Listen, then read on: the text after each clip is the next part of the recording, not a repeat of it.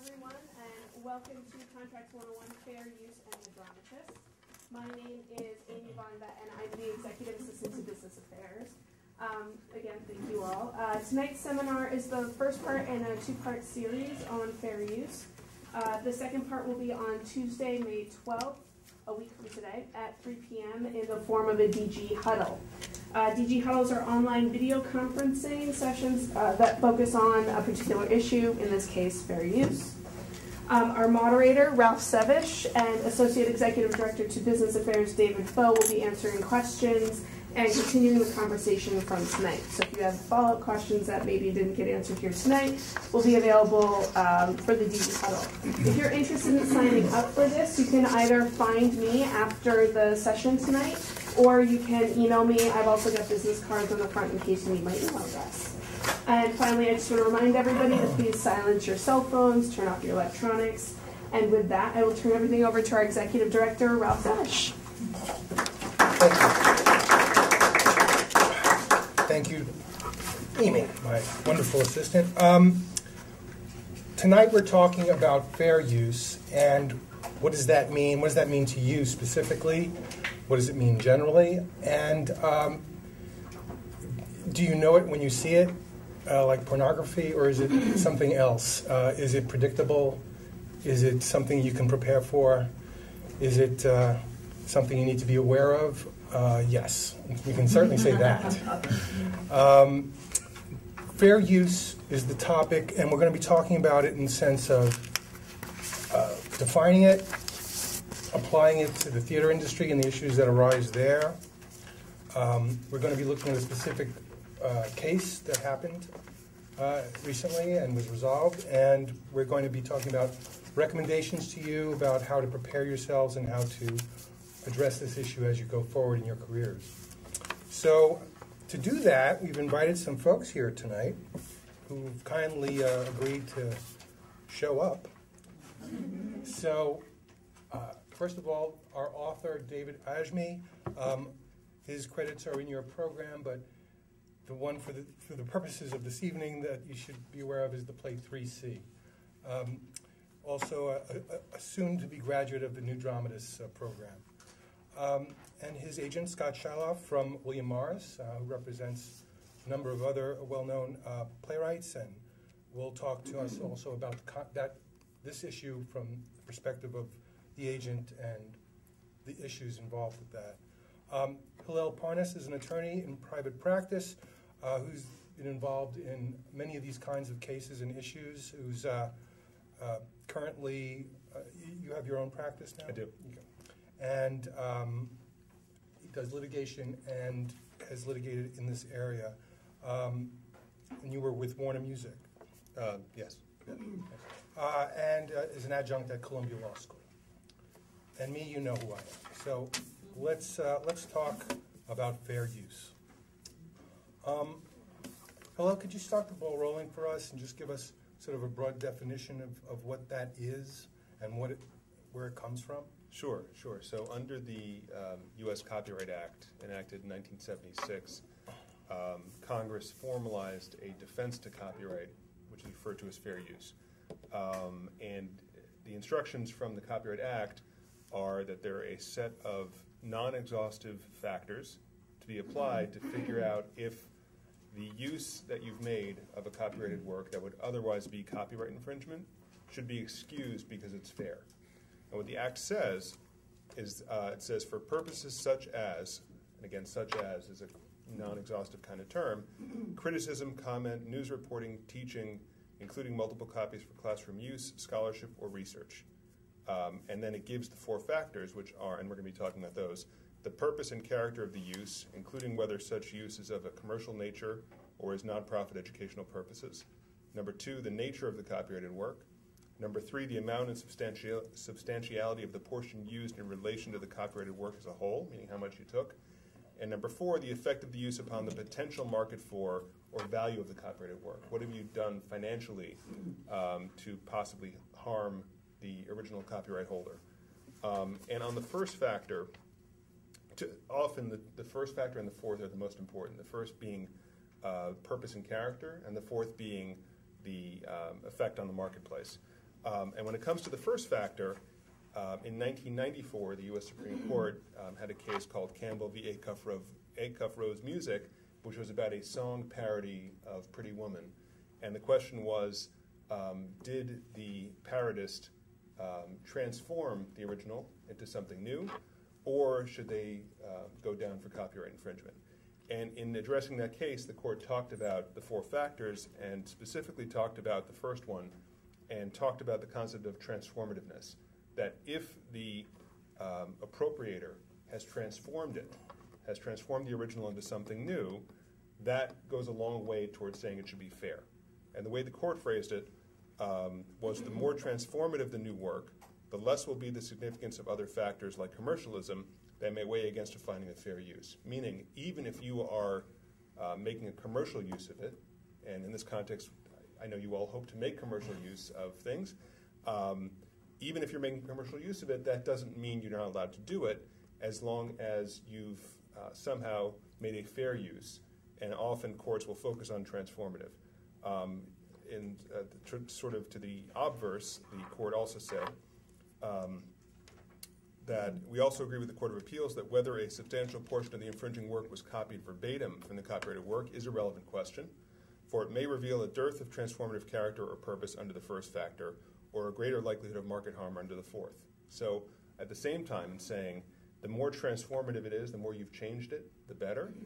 But also, the more you appropriate, the more you take whole cloth, the more danger you're in of being told that you're not transformative, that you've appropriated the marketplace of the original work, and that you've not changed it enough, that it's not fair to allow you to do that. So, and I'll stop in a second, but a very good example would be if you think about book reviews, right? Every book review in the newspaper usually will quote a line or two from the book, okay? That is technically copyright infringement. Somebody else wrote that, and I'm copying it without the permission of the author, or I don't need the permission of the author. The defense is fair use, right? Writing this one line from the book, copying it over, is not going to harm the marketplace for the book. Ironically, if I read a review that says the book is bad, that might harm the marketplace for the book, but that's perfectly allowed. But the appropriation itself is not going to have any impact. And you take the minimal amount possible to get your point across. So if your point is this author has a wonderful writing style, here's one sentence as an example of it. Or alternatively, this writer has a terrible writing style, here's one sentence as an example of it. It's the same analysis. It should be the same. And in films, you see film criticism, right, showing clips of the film, and it's under that doctrine. Right. They're only allowed to do that. You can imagine if they tried to get permission to use the film clip to give it a bad review, how likely the movie studio would be to give that permission. Right. Seems...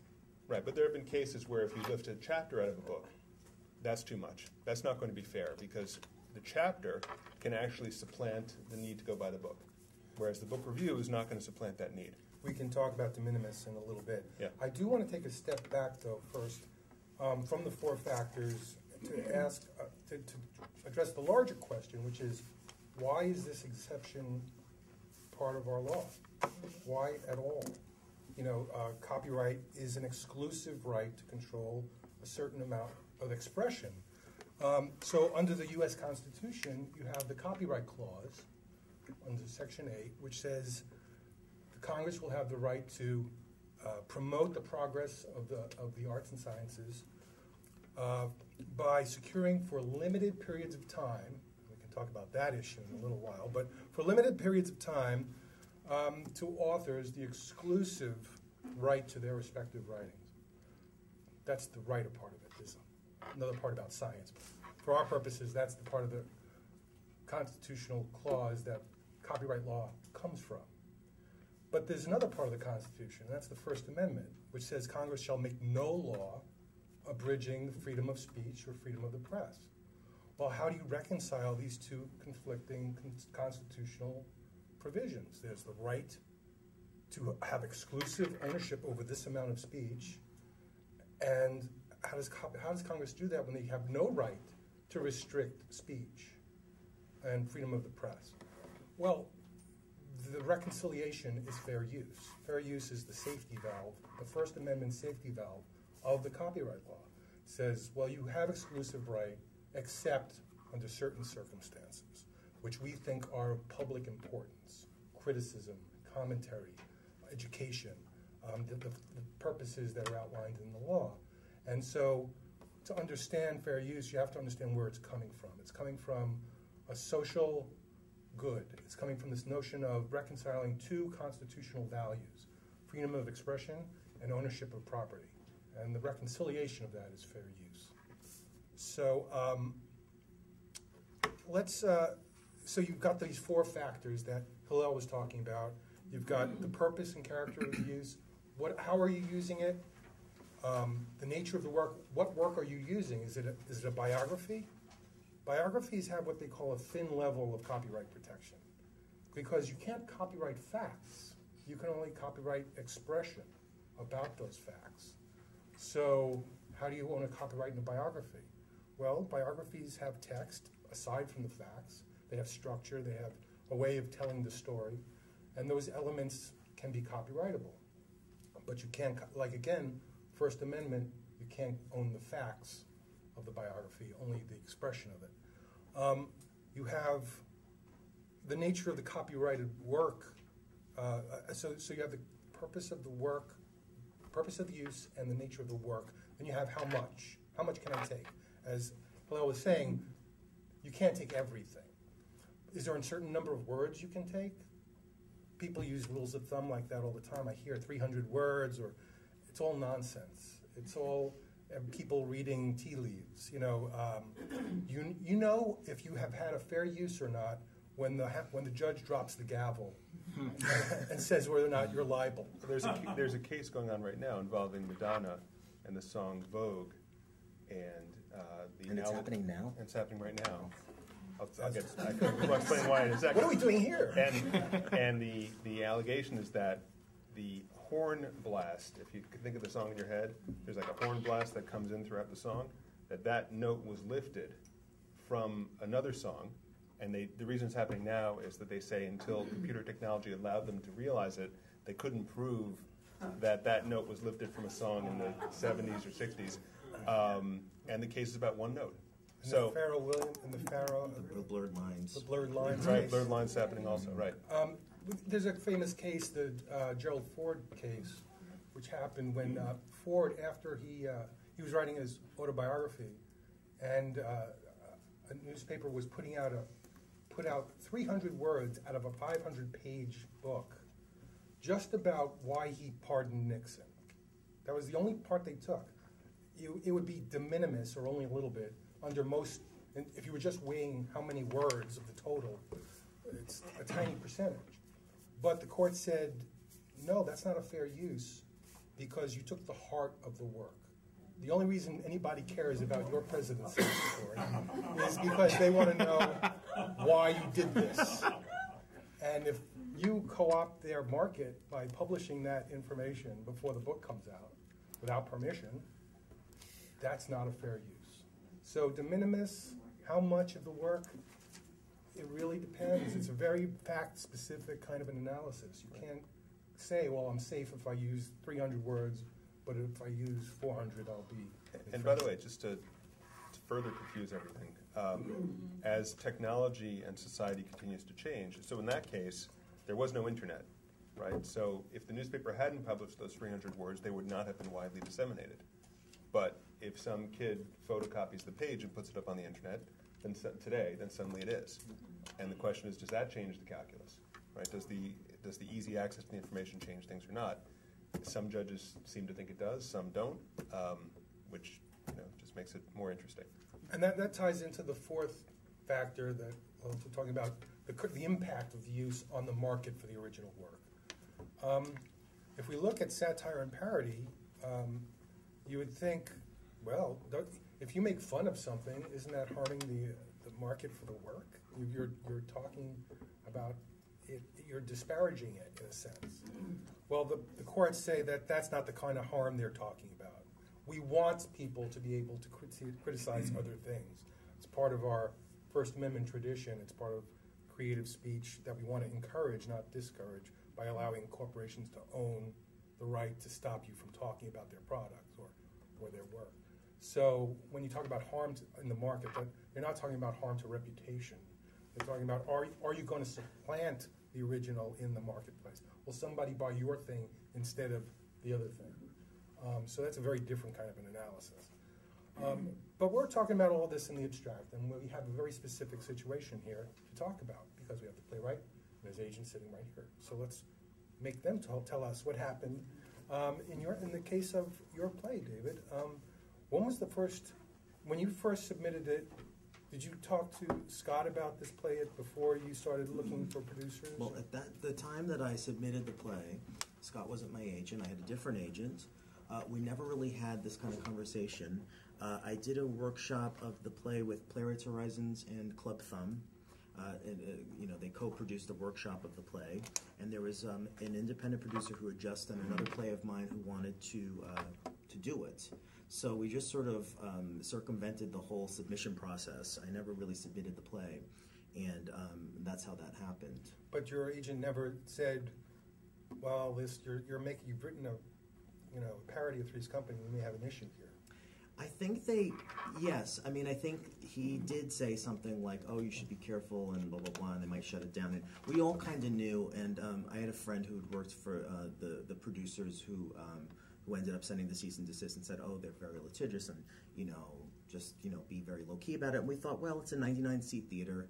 It's the Rattlestick. They're not going to come down. Yeah, and of course, within, 4 days, they were there. And we were very, very sort of careful, but by the same token, we really did push the envelope because, the production, we really did make the decision to have the set look like the Three's Company set, to take the iconography, to take the stock iconography from that show. And, that was a decision that was made with the director and the producers and all of us together, deciding that we wanted to use that iconography. Had we not used that iconography, I'm not sure what would have happened. I can't say, but we definitely did choose to do that. Was there anyone at the theater at Rattlestick, their attorneys who were sending you notes like, don't use their names, or? Well, the producer, the lead producer on that show was a woman named Wendy Vanden Heuvel, who has a company called Piece by Piece Productions, and she showed it to her attorney, and they felt we were okay, but they also said you might get sued. I mean, you can't stop someone from suing you if they're going to sue you,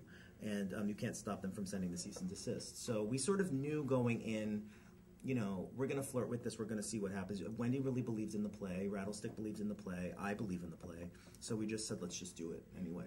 Yeah, I mean, this is a side note. We often get calls here at the Guild, if I do this, can I get sued? The answer is yes. Anybody can sue anybody for anything. The question is, will you win? That's a separate question, and that has more to do with, do you have the money to fight it, or can you find good pro bono representation to help you fight it, as in this case? So that often becomes the power of the purse, and you get exactly as much justice as you can afford. That's an issue for another day. But let's talk more about the chronology. And so, Scott, were you involved at this point? No, David and I started working together after the cease and desist letter, after the production had closed. Okay. And so at that point, at the beginning of our working relationship, the issue was, how do we extend the future life of this play? How do we get it published? How do we get it licensed in stock and amateur productions, making sure that this one really fascinating piece of work wouldn't be silenced, that the production at the Rattlestick wouldn't be the be-all, end-all. And so that's where the two of us started working together, was in figuring out, David has, publication relationships at both TCG and at Samuel French, both of whom wanted to publish the play, but weren't able to. The play had effectively been hijacked by the cease and desist letter and by sort of this ominous threat of, well, we're going to get you if you try to do anything, which really wasn't a threat. I mean, it was very real. We knew that, effectively speaking, David couldn't do anything with it. And so for us, it became about, how do we make sure that this artist's work gets out there? How do we make sure that this play continues to have the rich life it deserves and let other people interpret it and let other people derive meaning from it? And that's where we came in. And so both Samuel French and TCG were incredibly helpful in giving us ammunition. Attached to our initial complaint were letters that they had drafted saying, this is why we're unable to publish it. David's opposition in this is blocking us from doing this. He can't, he can't provide the proper indemnification. He can't represent more that he has the full right to move ahead here. So effectively speaking, our hands are tied behind our backs, and we want to license this. Well, because they wouldn't actually go ahead and sue me. they just kept going like this. You know, like We're they gonna were do gonna something. do something, and it's gonna be bad. And so, you know, I kept waiting around, going, you know, it's like a horror film. You're turning the corner, going, when are they gonna get me? Right. And you know, my lawyers. And so what happened was actually prior to this, you know, the wonderful playwright John Robin Bates.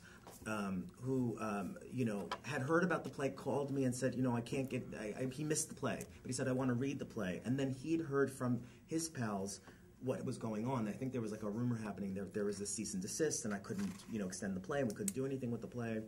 And so he actually called the New York Times and said, you have to know about this. And then there was a Times article about it. And then Robbie actually wrote, I mean, he's an incredible person.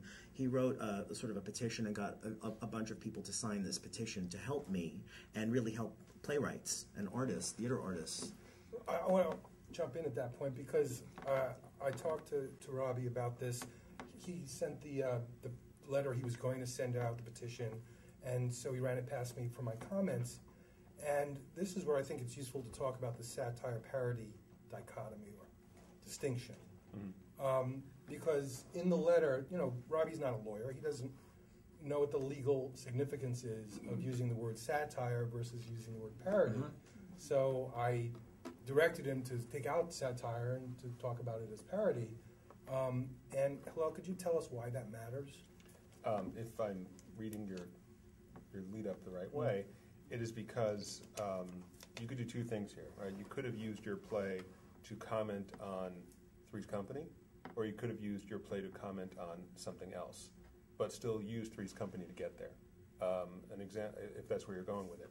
So an example, a number of years back, after the O.J. Simpson trial, Penguin Books was going to publish a parody, maybe, of the O.J. Simpson trial written in the style of Dr. Seuss. And I forget what it was called, but basically it was a combination of the writing style and illustrations that were clearly evocative of Dr. Seuss. Cat in the Hat. Right, no, well, Cat in the Hat was the original, right. And I just don't remember what it was called. And the court blocked the publication of the book, saying that the object of their parody was not the same as the entity that's being harmed, meaning it was making fun of O.J. Simpson at the expense of the Cat in the Hat, at the expense of Dr. Seuss. And for that reason, the book was not allowed to be published. So to take that example, had the book been making fun of Dr. Seuss, perhaps it would have been allowed to be published, and that would have been more of a parody. Right. But because it was a satire in that sense, that it was being satirical about Dr. Seuss, but commenting on O.J. Simpson, it was not allowed to be published. Yeah, the theory there being you're trading on the fame and notoriety of Dr. Seuss to make some other unrelated point. You can't do that. But if you were writing a parody like Two Live Crew's Pretty Woman parody, or the play 3C, where you're making fun of the thing, then that's a form of social criticism. That's a critique. That's what fair use is about. And so the distinction between satire and parody has a real legal implication that you need to be aware of, even when discussing your work, much less as you're writing your work. Although I have to ask, in this case, and you should not answer this question. Now I want to answer it. Yeah, no. Somebody could argue that you were not commenting on Three's Company as much as commenting on society, societal norms, at the expense of Three's Company. One could make that argument. Perhaps somebody made that argument, which would make it more like using Dr. Seuss to make fun of O.J. Simpson. Right. But the court also said that the case law also indicates that you don't have to just be making fun of Three's Company, as long as that's part of the purpose that you're writing for. You can then expand your target beyond and make societal criticism related to what reason you're critiquing that particular work. So, in our view, when we wrote our amicus brief, we focused on that aspects of it. So, so you got your. Did the cease and desist letter stop the play while it was running? No, what happened? I got the cease and desist on my opening night. The production manager called me, Kendra, And she was like, David, I have to tell you something. And I remember I was sitting in a tea place in the West Village, and I was like, what, you know? And we didn't know what was going to happen from day to day. And eventually, the producers were in contact with them. I was not in contact with the producers of the play were in contact with the television producers who held the rights. And they worked something out where they said, you know, we'll let the play run, but you can't extend it. And then once you're done, David, you have to agree to not do the play anymore. At which point I said, okay, hold on a second. And then I hung up the whatever, and I started calling around, like, for lawyer help, because I'm, you know, a playwright. And, you know, I didn't have the money to get, I knew I couldn't afford a lawyer. And, you know, I just kept trying to reach out to different people, like, could you help me? You know, you hear these people, you know, lawyers for the arts. Okay, hi, you know, I'm an artist, help me. You know, give me some, you know, no one would help me. No one wanted to deal with this. And I must have called on, I don't know, 10 or 15 people, and, you know, no one really was interested in helping me with this. So I just was feeling really like this is a losing battle. And so I just said, you know, fine, I agree. And I sent them a letter saying, I agree, informally in this email, because I didn't know what else I could do. And then when Robbie, you know, contacted the Times, I thought Pat Healy was going to do like this little sidebar thing, but it turned out to be this gigantic. It was this huge article with a huge picture of the play, and I got, you know, 85,000 texts on my phone that night after I saw Sarah Rule's play, and I was like, oh my God, what's happening? And I started getting, you know, a bunch of pro bono offers, and then I started getting, you know, then the producers from DLT wanted me to send a form. They sent a formal like letter, like sign it right now. Do you know what I mean? And it became much more urgent. Like, you have to sign this right away, or we're gonna, you know, do something. And and I said no. You know. Yeah, I think we called you even at that point. Yeah, I think that was in the middle. Like, I was getting like a lot of phone calls. Yeah. I was like, leave me alone. You know, it was really, it was intense. Yeah. I wasn't expecting that level of engagement. So the Guild had recently created an entity called the Dramatist Legal Defense Fund, which we had just started a few years ago for a number of reasons. One is it was originally motivated largely because of the claim of directors that they owned a copyright in stage direction, which we felt was a diminishment of the public domain and deprived audiences and theaters of their ability to stage the plays as often as they were written. And so, but also we were interested in First Amendment issues and censorship, and we've been involved in a lot of high school censorship cases.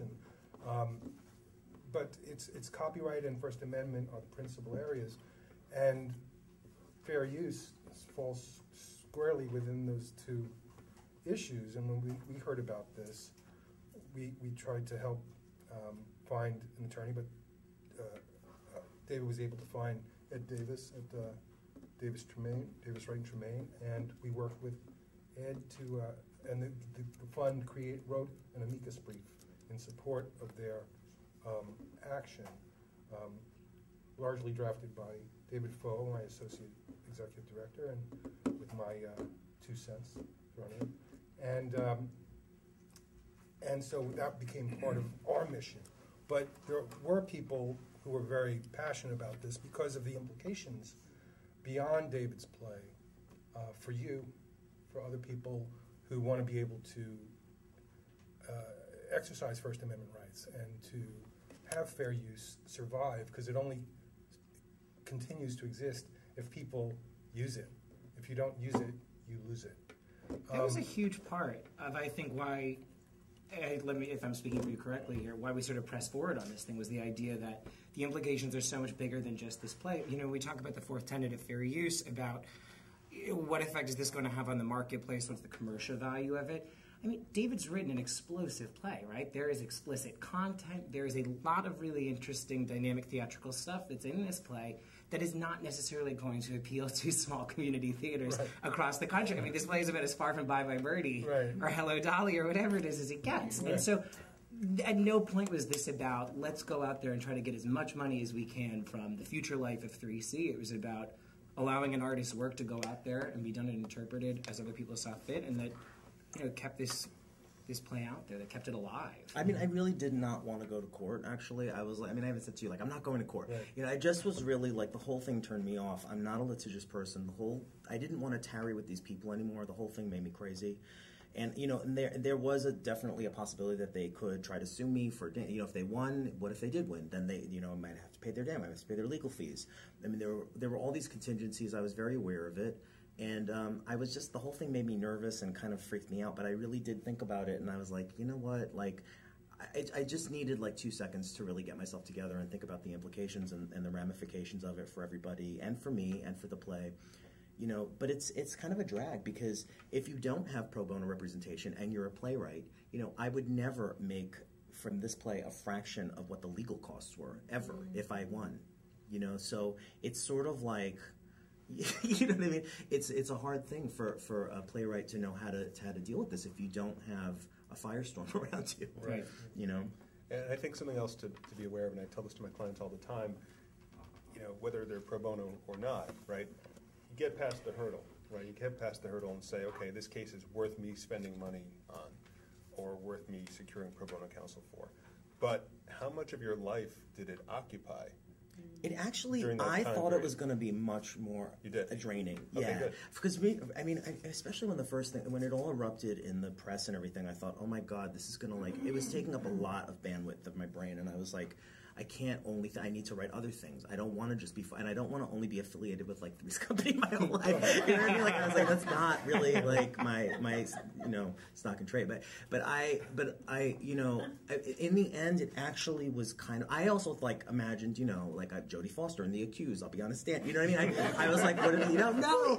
You know what I mean? I remember when we went that first meeting with Davis Wright Tremaine, you know, they have this absolutely massive, gorgeous conference room atop this gigantic skyscraper on 50th Street. And we were sitting at this, you know, unbelievably long conference table, and they were preparing you for any number of different. They could go into your lives. They could hack you know, your depositions, you know, it was like emails, and this. Yeah, it was just like, I mean, the potential could have been, I think, much more.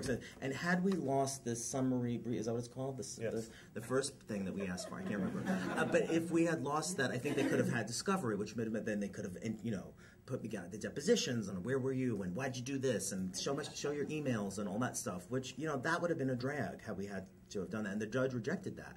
So because of, you know, the way things were, we were able to sort of skirt through it and get out of it, and it was not so bad. They just exchanged a bunch of really hilarious briefs. You know? I think the biggest step, the one that was sort of the most inducing, was the first one, which was to go ahead and file a complaint. Yeah.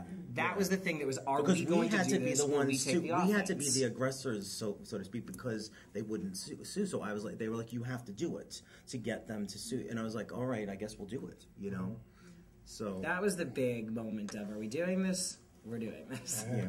There's a number of ways the court could have disposed of the case. You could have gone to trial and gone through that whole process. You could have settled the case prior to trial. Or the court could have decided the case on summary judgment. That is, after looking at all the pleadings, and then all the discovery goes on, and then there's a motion saying, just based on all this discovery, you have enough information, court, to come to a conclusion. This court had a judgment on the pleadings themselves and said, we don't even need to go to summary. We don't need to go to discovery. The pleadings themselves give us all the information we need to decide this case. And so it was like a complete slam dunk at the end of the day, but it didn't feel like that when you started this trip. No, it could have gone anyway. I mean, right. You know, we talked about this earlier. It could have just gone in any direction. The first judge that we had was a different judge, and who knows? I mean, if it was that judge adjudicating it, would then maybe turn out different. You don't know. And that's a truly terrifying part of this process. You have to realize, if you're talking about fair use, that means you're in court and you're pleading an affirmative defense. You don't want to be there if you can possibly avoid that. So let's talk about steps that writers can take to avoid that, or to deal with it if it does come.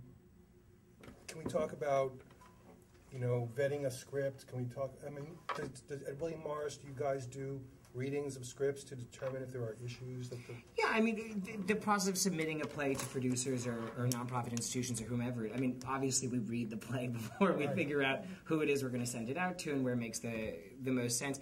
You know, as I was saying to you before we started this conversation today, this has not come up a ton in our office in the last 5 or so years. The more pertinent thing is what you were talking about earlier about de minimis use. That's the thing that comes across our desks most frequently, is if someone wants to quote a line from a movie, or if someone wants to use an excerpt of a song, or something like that. Generally, that's the stuff that we'll end up getting into the nitty-gritty on, but in terms of broad issues like David's, where we're talking about, you know, the entire concept of a play being rooted in an existing material, that's not something we deal with all that often. It's more about figuring out, like you were saying earlier, is it one line? Is it 300 words? Is it something like that? The most regular occurrence in our daily practice is music use. We're finding a sizable chunk of scripts that come across our desk want to use, whether it's a Gershwin song or a Rodgers and Hammerstein song or rap lyrics or whatever it is. That's where it gets a little bit tricky. Generally speaking, when you go ahead to that first production, the theater usually takes care of those clearances. And so there's not a whole lot to worry about. It's when you get into stock and amateur licensing is when it gets a little bit trickier. And figuring out, can the playwright live without the use of something? Generally speaking, the easy bandage is a song like so-and-so. Just as a matter of advice for your practice as playwrights, if you write a stage direction in your play that says, and then the song Born to Run comes on the radio in the background, the producer's going to make you pay for that because it's part of your play. But if you write a stage direction that says, and then a song like Born to Run comes on the radio, well, you have to be prepared to have a song by Southside Johnny or Eddie and the Cruisers or something. But one of the things that we do when we're going through contracts is that if someone is really adamant about, I had a client use a theme from a film, a very notable theme from a film, and when we were doing the world premiere contract, one of the things that we put in the indemnification language was literally accept the use of this theme, saying that we're making it the theater's problem as opposed to putting the onus on the artist. Which is, again, it's a Band-Aid situation, because when it comes, in the case of David's play, to future life of the play, which is where usually playwrights make the bulk of their income off of plays, that's where it gets trickier. So if you put that like word in, then it becomes like a scenic design or a lighting instruction or any other stage direction that the producer has to pay for. But you just have to be willing to not have Born to Run. If that's absolutely fundamentally critical, then you're making it part of your play, and you're going to probably need to license that. The other question that we come across a lot is people wanting to write about famous figures. That can be tricky. You know, if you want to write a play about Barack Obama, that's one thing. It's when you start writing about his mother, or you start writing about a coach of his in high school, or something like that. That's where it starts to get murkier. Yeah, we have a series of articles you guys can look online called The Real Person in Your Play. And it deals with issues of privacy and rights of publicity and defamation and all of those things. Fair use is not within that topic, so we're not going to focus on that tonight, but it's out there for you, and if you have questions about that, the answers are in our materials. But you did mention indemnity. Is that one way through contract that you can protect yourself? Like, very often, if let's say a producer says, I want you to do a play for me about Barack Obama. What kind of protection should the playwright have in that contract? I mean, the producer should assume all responsibility contractually for anything that could potentially come up to the use of Barack Obama, any of his affiliates, and anyone connected to him in his life, particularly if the producer's coming to you with the idea. If it's material that, our president cannot be, I shouldn't say this, generally speaking, you can't copyright our president, right? But if someone's coming to you and saying, I would like you to generate original artistic material in and around this, then they need to be prepared contractually to cover all of your bases. I would never let a client get into a commission agreement like that if the producer wasn't willing to assume those responsibilities. And that's just the contract 101, really. Yeah, I mean, I think part of that gets into the Jersey Boys situation. I don't know how much, because that's an ongoing thing, and we really can't talk much about it, but general terms, Hillel, do you have anything you can... Yeah, well, I could say anything I want about it. Okay. But in the Jersey Boys, well, the one I was going to talk about actually was the Ed Sullivan clip. Oh, okay. Which was a good example here. Maybe that just dodges the Okay. bullet a little bit. But in the play, The Jersey Boys, when it first came out, and probably still, there is a 7-second clip of Ed Sullivan introducing the group before they resume the play, and et cetera. And what's amazing is, and this went all the way up to the Ninth Circuit Court of Appeals in California, fighting about that 7-second clip, and fighting about whether the 7-second clip, which was exactly the same clip that was on TV, was transformed or not. Obviously, the clip wasn't changed, so it wasn't transformed in that sense. But and also, de minimis comes up, right? You took 7 seconds of Ed Sullivan, but the argument was that you took the heart of Ed Sullivan. That the heart of the Ed Sullivan show is Ed Sullivan introducing the acts. And the counter argument was, no, it's just informational. He was telling you who the next act is. There's nothing protectable about that. And amazingly, the court said that the play, first of all, they granted the fair use defense, and they upheld the attorney's fees against the plaintiff, because the plaintiff had tried something similar in an Elvis case. But amazingly to me, the court said that they imbued it with new meaning, right? So not only is the court able to say these 7 seconds didn't harm the original, but the court is also able to say, just in 7 seconds, you imbued it with new meaning, just by putting it up on the screen, using it as an informational cue in the play as opposed to what the original purpose was. And I just thought that was a very interesting thing to say there. In terms of the Jersey Boys, I guess you're talking about their current controversy, especially now that it's so popular. Yeah. There's more issues about anytime there's material presented by a producer for you to adapt, that producer should be taking on all the obligations and indemnifying you from any claims that arise from those materials. The other thing, just jumping off of that, just very practically speaking, is it's your right to ask for a copy of the underlying rights agreement. A lot of people don't do that, but that's important, is making sure that the producer actually has all the rights that he or she claims that he or she's obtained. And asking from the production council for a copy of that agreement is well within your rights. Yeah, because an indemnity isn't worth very much if the party doesn't have the money to indemnify you. Right. And some producers talk a good game, but don't have actually the resources to live up to their promises. And if they don't actually have the rights that they're asking you to adapt, you're going to get sued too. And the indemnity is all well and good, but may not be worth very much. And if incorporating existing material is integral to your play or to your musical, it's worth attempting in the contract negotiation, and not all producers will do this, right, to get the producer to assume as much responsibility as humanly possible. And another thing is insurance, right? It's called E&O insurance. Can anybody talk to what that is? And errors and omissions insurance? And I can speak to it, but okay. Yeah, it's errors and omissions insurance, which would be an extra policy that covers you from these sorts of problems, things you wouldn't necessarily be able to specify. But when something happens where somebody has left something, made a mistake or left something out, errors or omissions, usually in the area of not securing the rights, then you'd have an insurance buffer to help cover that sort of thing. Now, that kind of insurance is very expensive, and you need to, sometimes it's hard to obtain. But I've seen a lot of contracts, more and more, where authors are asking to be named as additional insured under those kind of policies when the producer is taking out that kind of insurance. So that's another thing to be aware of as a way of protecting yourself in this area.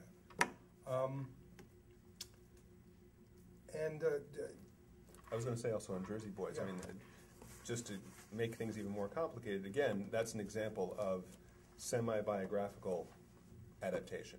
So not only do you have a fight about did you have the rights to adapt it into each iteration, but how much of it is protectable in the first place, since it's actually about real people. Right. So that just makes everything even messier. Goes back to that issue I said where facts are not copyrightable and Right. you can't own the facts. Right. In the case I was talking about, they actually said, it boiled down to Ed Sullivan's charisma, and the court says charisma is not copyrighted. And sometimes it's utterly absent. In 3C, so the court found for David that the work was protected parody and transformative, and therefore not infringement. And I think that's where the case is now. There may be some other activities going on regarding appeals or whatever, but that's the situation of the case at this point. What are you guys doing with the play at this point? Or do you have a publishing deal? The good news is TCG will be publishing it, Samuel French will be publishing it, and we should be good to go with theaters across the country and across the world producing it. Yeah. Which is great. Victory. Did anybody else have anything they wanted to add? Well, I could just throw in, from a legal perspective, I'll tell you just from reading the decision, the things that jumped out at me, if I'm trying to get in the head of the judge about what was important to the judge, and David, you might have different ideas since you were a lot closer to it. But number one was the fact that the tone was changed, right? It's the same setup, it's the same set apparently, but it's the same setup, except the entire tone was changed. And there are excerpts in there that show how, and then it's very amusing, the judge summarizes 8 different episodes of Three's Company in the opinion. Those are just a fun read. He really went to town. Yeah, because I think they had pointed out 8 episodes as having elements that were... Because they were literally like, I mean, it was like, at one point, remember the line? Ed sent me a brief, my lawyer had said something like, cooking of an onion is not evidence, cannot be copyrighted or something. Right. It was like they were really, really reaching. Right. We were just saying before we came out, one of my favorite things in the initial Davis Wright Germain complaint was it's like he lets out an existential howl at the void, is one of David's stage directions. It's something like that. And then the following line is just, that never happened in Three's Company. Right. But I think the 2 things that were most salient to the judge were, number one, the entire tone was changed, right? It was, while I'm sure there are funny and happy moments to it, maybe. The judge, in describing it, it presents a much darker story, a much darker tone, even though it's the same setup. That was number one. And number 2, and perhaps most importantly, the male roommate, the Jack Tripper character, who's not named Jack Tripper in your play, while in Three's Company was pretending to be gay, actually turns out to be gay in the play. Sorry, spoiler alert, but it's in the opinion.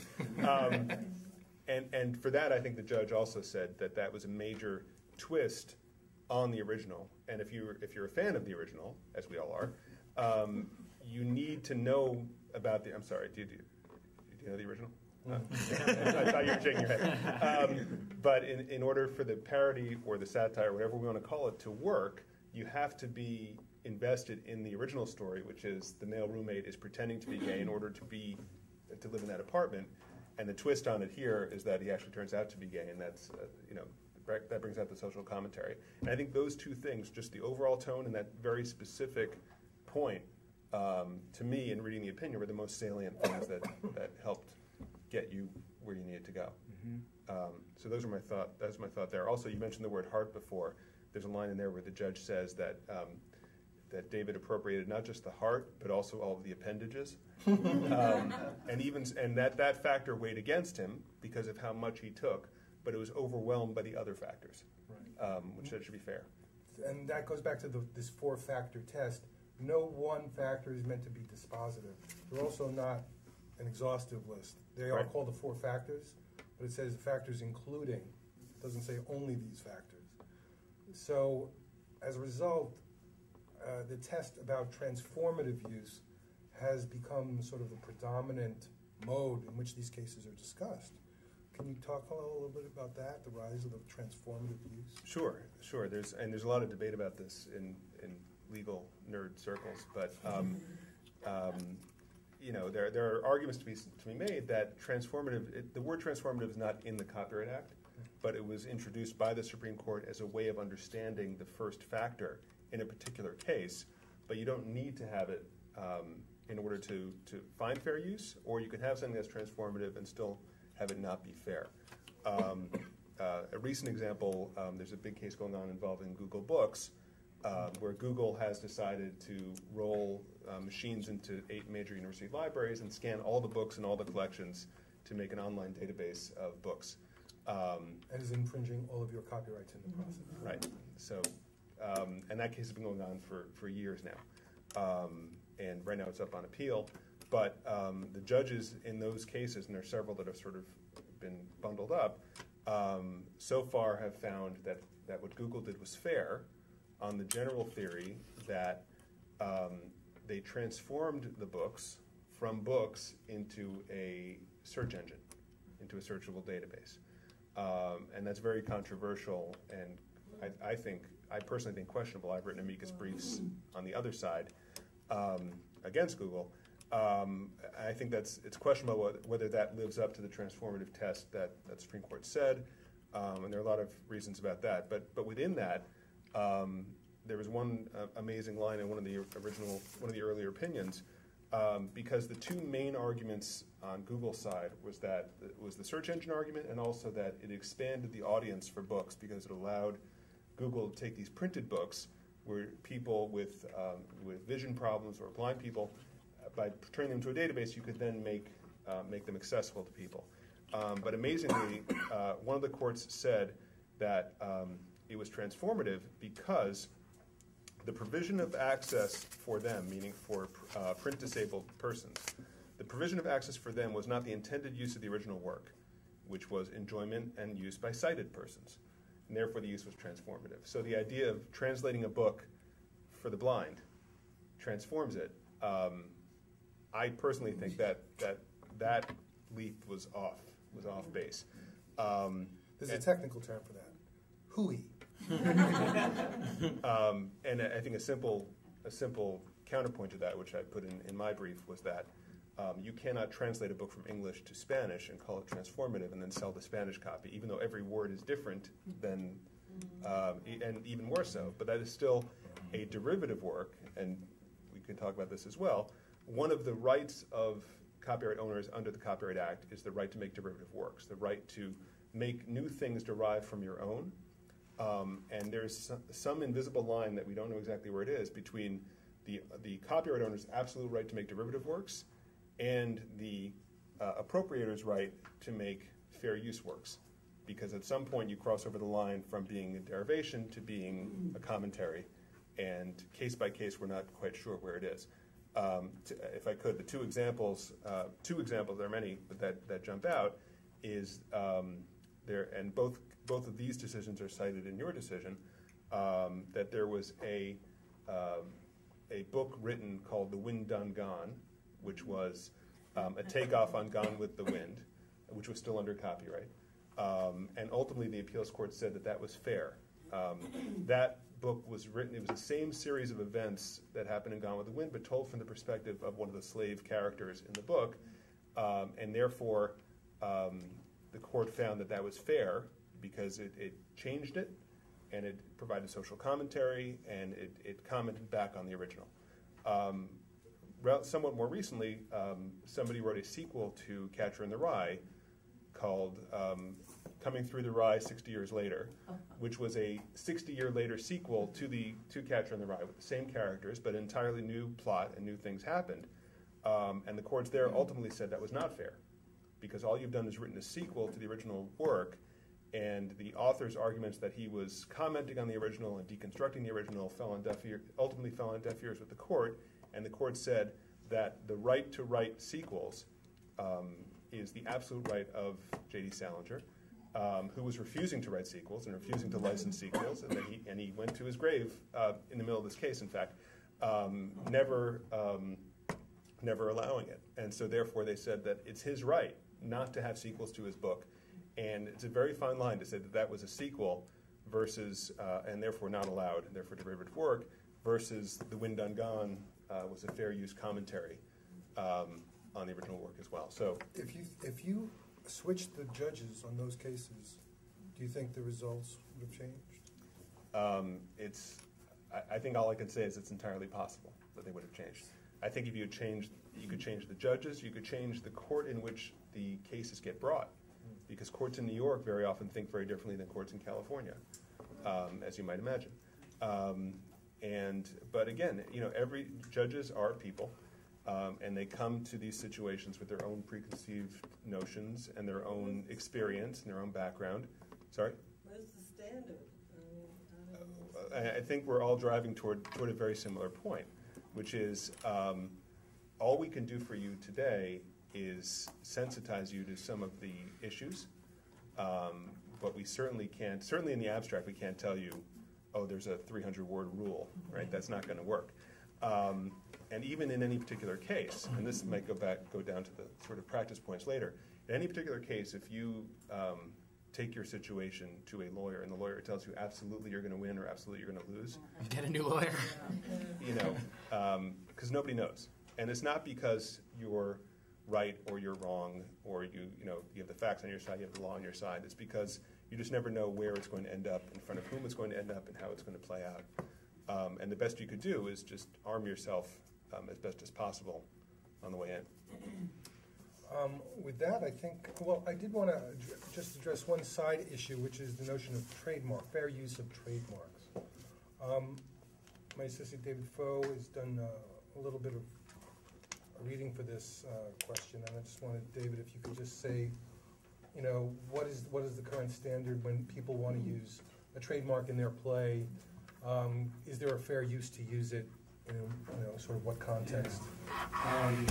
Well, when Ralph first asked me to look up what the status is for fair use of a trademark, I mean, there's one easy test. There's nominative fair use, which means if you have a play and the character grabs a Snickers from the refrigerator or something, Snickers can't sue you. It's just part of the culture that we live in. Or they can sue you.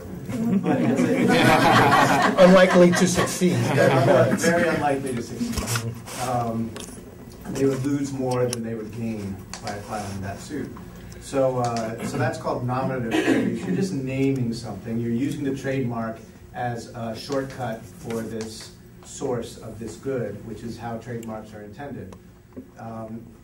Other than that, a fair use, Ralph followed it up with a question, what if you wanted to comment on something? What if you wanted to comment on the Girl Scouts of America? So you're using Girl Scouts of America in your play. And I said, well, the Girl Scouts of America would sue. And whoever the playwright is would fold under the pressure. And he said, no. Billionaires on both sides. Theoretically, who would win the lawsuit? So theoretically, you're allowed to use, there is a fair use exception for commentary with trademarks. And you can comment on Walmart. You can comment on Girl Scouts of America. Where you would get into trademark trouble is in merchandising. You couldn't sell a souvenir program with the Walmart logo on it that says, if the name of your play is Walmart Sucks, and you're using the Walmart logo, that would be terrible. But that's if billionaires are on both sides of the equation. And that's the status of fair use of trade. This came up in my office today, actually. A client wanted to write a play, or is working on a play right now, set in a very famous fast food chain. Right. And it's currently set in there.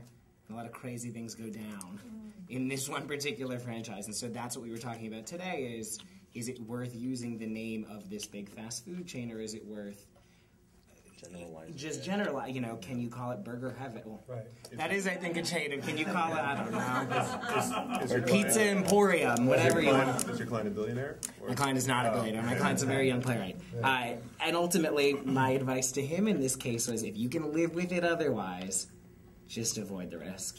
If it's not going to fundamentally alter the intrinsic qualities of your play, it's better to steer clear of a monolith. I think we have a question. Yeah, I'm going to throw it out. We're at the question and answer period. Okay. So unless anybody else wanted to throw anything out before we... Well, I had one more thing just to throw in, and there's not enough time to go into the details about this. But I was saying before that different courts approach these things differently. In the Second Circuit, which is the Court of Appeals that takes federal cases from the New York area and several surrounding states, and it's where the Google Books case is happening as well, there's a lot of uncertainty about transformative use. And one example came up in an arts case called Carey v. Prince, where a photographer had a book of photographs of Rastafarian people, and the painter, the artist, appropriated the photographs and made a series of paintings where the photographs or pieces of the photographs were in the works. It was a series of 30 paintings, And in different paintings, he did different things to the underlying photographs, some more than others. Every painting was different, obviously, but they followed the same theme. And when that went up to the Second Circuit Court of Appeals, the court said that 25 out of 30 were fair, but 5 they sent back to the district court, to the lower court, for that court to determine if those last 5 were fair.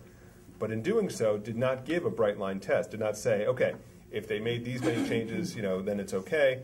And what was amazing to me was that you get, I have the quote here somewhere, you get very, very esteemed judges, and multiple judges on this court, saying things like that 25 were fair, 5 were not enough, quote, for us confidently to make a determination.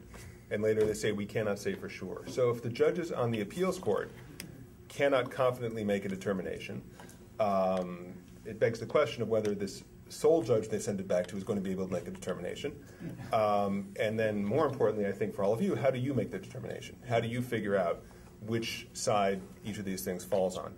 In addition, there's this other brewing issue that came out in this case about when you are talking about fair use, when you are talking about commentary, what is the source of that commentary, right? So David clearly had a message that he was trying to convey. We talked a little bit before about who are you commenting upon and who are you commenting through. But in this particular case, the court was saying, the court noted that the artist there said, I didn't have a message, right? He was not coached properly by his attorney. He said, I did not have a message. That's a good artist. And the court said, right, the court said, even though he said under oath he did not have a message, that doesn't matter. Because it's not about what the artist meant, it's about what it is, right? So it says, how the work in question appears to the reasonable observer. That's the quote. Raises all sorts of new questions. Who's the reasonable observer? What do you do in that situation? But what the court there said was that it doesn't matter what the artist intended, and it works both ways. If the artist intended a message, but did a poor job of it in the eyes of the court or the reasonable observer, then this says that he's not going to get a fair use defense. Or alternatively, if he really didn't have a message and just threw paint against a screen, but the observer would see a message in that, then maybe he will get a fair use defense. So it's really interesting and fascinating to me, especially when advising people at the get-go, right? What do you do? My advice certainly is know what your message is and think about that. And when red flags go off, don't keep it to yourself. Make sure you talk to somebody that you trust about it, whether it's your agent, whether it's an attorney, whether it's the guild. Don't keep it to yourself, because if you're thinking of it, then certainly someone else is going to think of it down the road. And 99-seat theaters are on the internet and therefore discoverable by all. It's all fair game. It's all fair game. Oh, and don't use the internet. So on that, I'll throw it open to questions, and you had one on trademark? Yeah, I just wondered if the satire and parody differential mattered on trademarks as much as it does for, say, a pre-existing television show. I don't know for certain, but it certainly tracks that way, that if you're incorporating the Walmart trademark to make fun of Burger King, then Walmart, I don't know if actually it might not. It's unparalleled. There's a lack of parallel. You have to understand, trademark and copyright have very different purposes. No, I know. And so the tests around them can be quite different. Yeah. I have actually 2 questions. One about the song, the song. Okay, could you say like the song for the stage directions, but still use the actual song? Sure. Yeah. But then it's who pays for it. Then it's who pays for the song. The producer pays for it in that All right, case. just wanted to clear that up. Okay, the second part is visuals. And I'm glad you started to bring that up at the end. You wanted to use paintings because, let's say it's a European country that owns the paintings or houses the paintings in a museum, but they've circulated the paintings, there are images of the paintings on an internet site. Are you able to use that without securing copyright? So it would depend on a lot of things. But let's assume the paintings, let's assume it's the Mona Lisa. Okay, the Mona Lisa is no longer under copyright. I'm pretty sure. Yeah. Even though we have a very long copyright period these days, I think it's out of copyright. But the question is, who took the photograph of the Mona Lisa that you're using, right? Because if you're using someone else's photograph of the Mona Lisa, arguably that person has rights in the photograph. They might have very thin rights because all it is a photograph of the Mona Lisa, but maybe they set up the lighting, maybe they took it from a particular angle. So you want to be careful there as well. Hide it from Getty Images. Right. I have a client who's in the vacuum cleaner business, and he got a letter saying that he had used a photo of dust mites that was under copyright, and they were threatening to sue him. And it was one of these houses that just catalogs all these works, and I looked it up, and yes, they had actually registered an electron microscope photo of dust mites, and he had gone on the internet and found a picture of dust mites and said, I'm sure it's fine to use a picture of dust mites, and he put it in. But it wasn't. So, so these things happen. So on that point, you should check who owns the photograph. But if it's a specific artist, not well known, like Da Vinci, Right. okay, whose works have been out in limited ways, and the original works are owned by an estate in a museum. Right. And then another museum here in the States that showed the artist's work had pictures on the internet to promote and exhibit that person's work. Right. So if you're getting to if the work itself is under copyright, and we can talk more about this after, I don't want to take the whole thing, but if the work itself is under copyright, if it's a new work, right, then the artist or the owner of the copyright in the work itself is also might have something to say, and it may depend on how you use it, right? If it's an incidental background use, you might get away with it. But there's a string of cases that says if you have a poster on the wall in the background, a stage setting, a stage dress, and you don't clear it, you don't pay for it, you might be in trouble. So, and you can probably touch this as well about rights clearance. The only thing I can think of just in terms of what you're talking about would be what John Logan did with Red, which I do not know the answer to that. Do you? I do not. That was John Logan's play about Right, yeah, I saw that play. But I don't. We don't represent John. I don't know how that happened. I don't. But you also, just a side note, there's a difference between owning the painting and owning the copyright in the image. You can, the artist sells the physical property, and you own the physical property, but you can't make posters of it and sell it because the artist still owns the copyright in that image, even if you own the painting. Right. In this case, the artist was dead, and it's the estate. Right, but still life Somebody plus owns it. 70. It does tie into a bigger point, though, that I recommend to anybody here, which is if you're going to use existing material, beginning the rights clearance search as early as humanly possible is just, that's best practice. There's no question. The minute that a client sends me a play, before we know where it's going to get produced or who's going to pick it up, generally that's an investigation that begins, whether it's a music publisher or an estate or whatever it is. Doing that kind of research from the get-go can save a lot of headaches later. And the thing you really want to avoid is retroactive compensation. Yeah. That's the worst. Because once something's taken off and it's a proven commercial success, then you're coming back and asking for a chunk of it. Right. And for a playwright, that can be a lot of money. Particularly if something's taken off and starting amateur licensing. But my lawyers told me, it's really good that you didn't ask for permission. Because they kept saying, why didn't you ask for permission? But if it's fair use, you don't have to ask for permission. And if you ask for permission, you're basically conceding on some level, oh, I don't think this is fair use. And that can really work against you as well. So it's really, this is life. As a legal, no, I think as a legal matter, I think the advice was practical in the sense that asking simply puts you on their radar.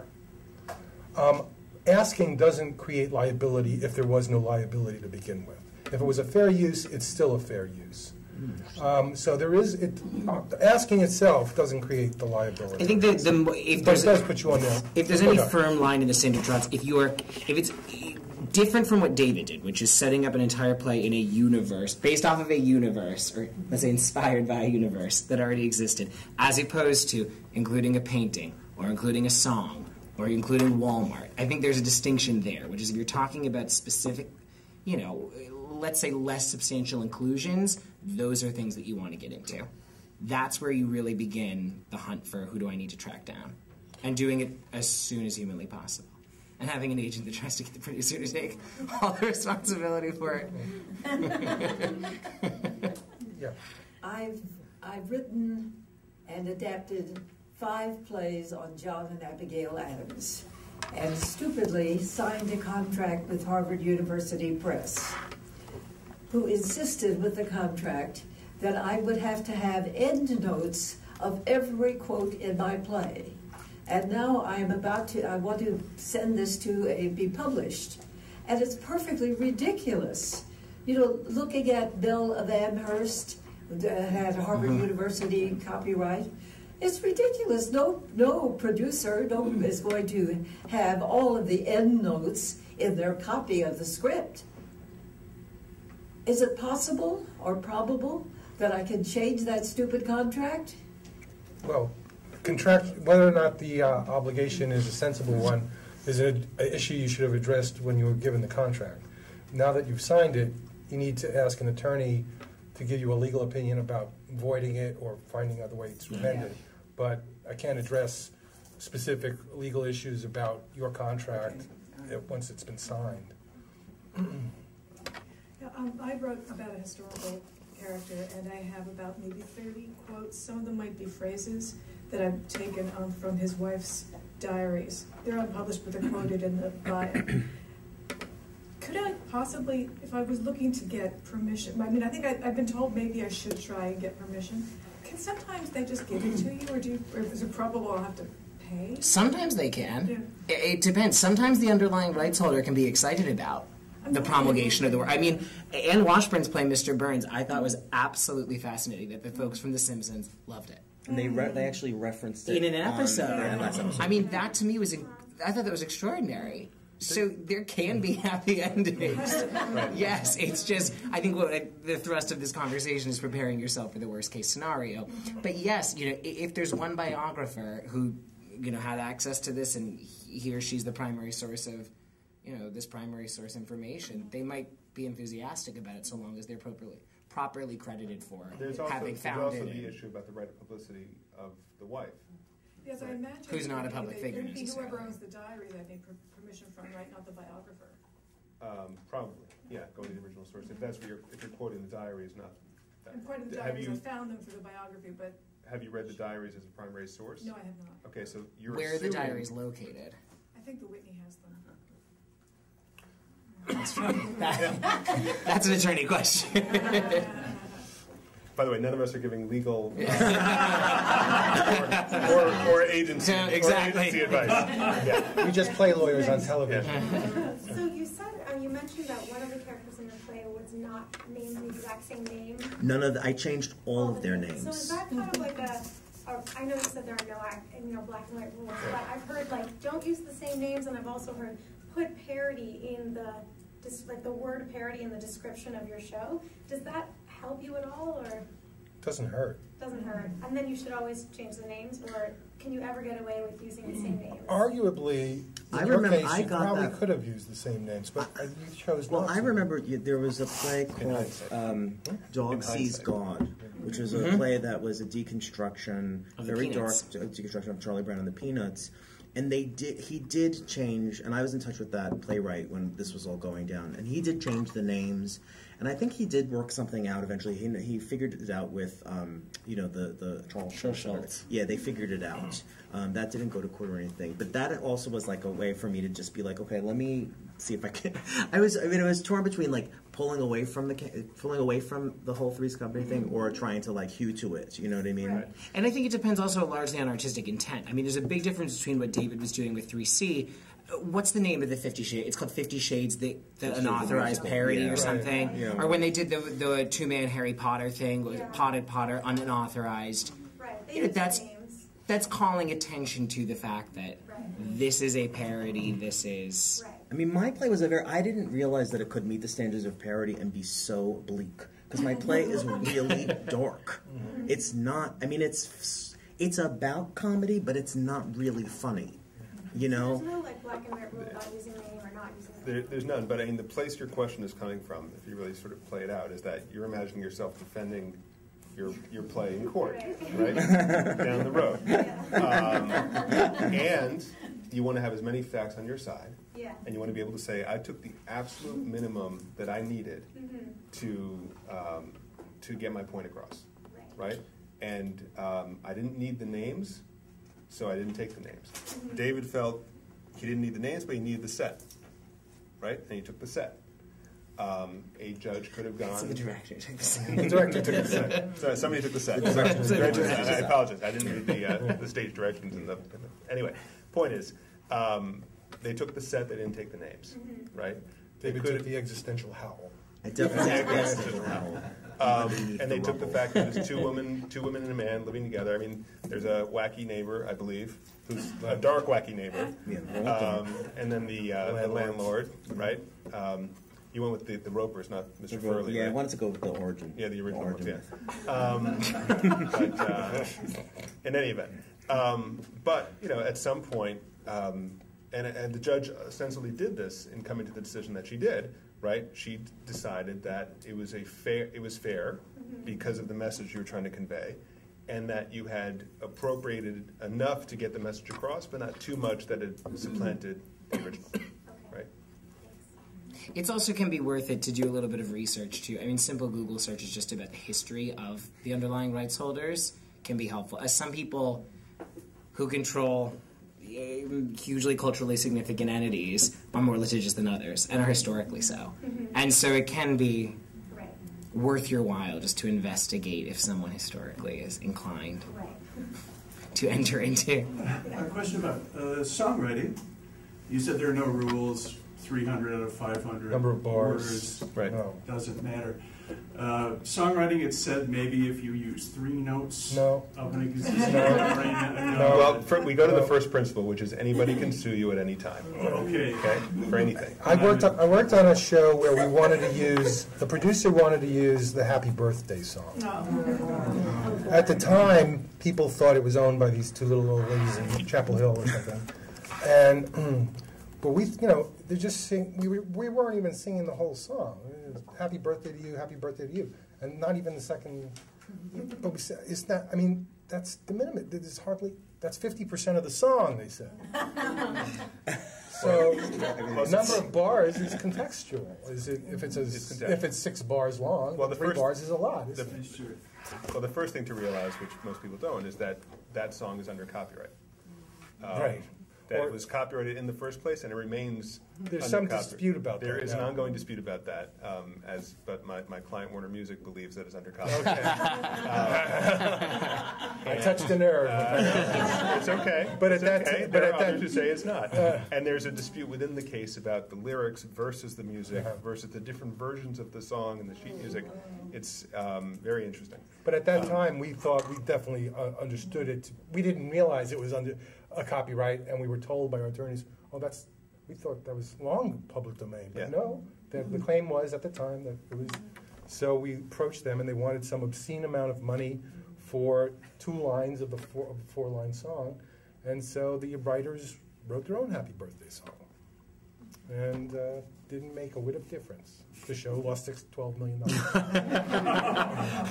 I've been to restaurants that have their own Happy Birthday songs. There you go. Probably because of this very reason. Yeah. Yeah. Can you speak a little bit about public domain more? The public domain is the reason that copyright law exists. Right. Copyright law was created not to give a class or to give market power to a particular class of artists or corporations. It was created as an incentive mechanism to create works that would eventually become available to everyone. The point of copyright is public domain, eventually. So the period of copyright duration has evolved over the years since the original acts. It is now life of the author plus 70 years, which is consistent with European law in this area. Basically, every time Mickey Mouse becomes getting close to public domain, Disney writes a new law that the Congress passes, and they extend the Copyright Act for another. The last one was the Sonny Bono copyright extension of 20 years. It used to be life plus 50, so now it's life plus 70. The problem with that is, and you would think as copyright owners, you guys should all be in favor of longer and longer protection of your property, which is theoretically great. The problem is it creates a diminishment of the public domain. You have less work on which to draw to adapt your work. Much of theater, especially in musical theater, but even in dramatic writing, is adapted from works that have pre-existed, that have influenced current work. And as the public domain dries up, this is bad for artists. It's not good for artists. So, what's good for Disney isn't necessarily good for you. The irony, of course, being that Disney made its empire adapting public domain fairy tales, and now wants to close the door behind them. So you're covered in most standard playwriting and production contracts by that. Generally speaking, in the representations and warranties section of a contract, it will say, I represent and warrant that everything here is original by me, excluding material in the public domain, is almost always the parenthetical you see. You don't have to warrant about public domain material. How do you find out if something is in the public domain? Well, the Library of Congress Copyright Office will, you can do a copyright search fairly economically. Basically, the rule of thumb in America at this point is anything before 1923 is in the public domain. Stuff since 23 may be in the public domain if certain technicalities and procedure formalities weren't adhered to. In the old days, you used to have to put a little C on it, and you used to have to register. There were formal things you needed to do to maintain it, otherwise it fell into the public domain. Since the 76 Act, there are no formalities. You have a copyright the day you wrote it down. You're still recommended to register your copyright with the Copyright Office, because that's the only way you can actually defend your copyright. And there are other benefits to registration, which is very useful to you. So, but right now it's life plus 70, except works prior to 23 are in the public domain in America. The only catch that comes up sometimes is if a film studio has done a public domain story, and then you go to reference components of the story. You've got to be careful. That the word basically they don't own by the studio. That someone invented a character that we think is part of the original myth, but really it was vis-a-vis Warner Brothers, or Disney or Universal or whomever, and that you can get murky there. And that's the recent Sherlock Holmes cases. I mean, Sherlock Holmes fell into the public domain. Certain of the early stories did, but not some of the later stories. And if you want to do a Sherlock Holmes story, theoretically you can do one, but you better not take any aspects of Sherlock that were only created later. And the estate is vigilant. Vigilant. Any more questions? I think we stunned them into silence. I think the heat has stunned them into silence. Well, it's 7 o'clock, so actually this is perfect time. Were there congratulations on your Thank you. Thank you very much. I think a victory, for one, is like a victory for all. Yeah. And on that joyous note, thank you for coming, and thank you to our panel.